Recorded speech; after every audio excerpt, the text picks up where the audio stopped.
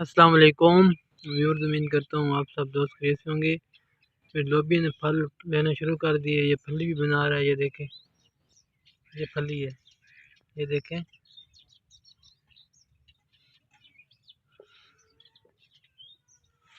बहुत फल लिया हुआ है लोबिया ने।